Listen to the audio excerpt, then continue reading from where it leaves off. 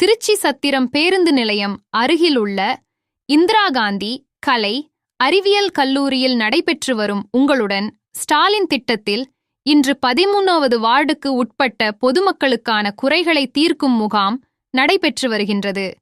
இந்த முகாமில் முறையான ஏற்பாடுகள் செய்யப்படாத காரணத்தினால் முதியவர்களும் மாற்றுத்திறனாளிகளும் சரியான கவனிப்பின்றி யாரிடம் செல்வது எங்கே செல்வது என்று தெரியாமல் தடுமாறும் சூழல் உள்ளது.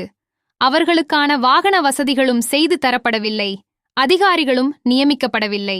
மக்களின் குறைகளை போக்குவதற்காக தாயுள்ளத்தோடு தமிழக முதல்வர் கொண்டு வந்துள்ள இந்த உங்களுடன் ஸ்டாலின் திட்டத்தில் இவ்வளவு குளறுபடிகள் நேர்ந்தால் இது மக்களாட்சி செய்து வரும் தமிழக முதலமைச்சர் மு.க.ஸ்டாலின் அவர்களுக்கு நற்பெயரை களங்கப்படுத்தும் செயலாக அமைந்துவிடாதா என்கின்றனர் பொதுமக்கள்.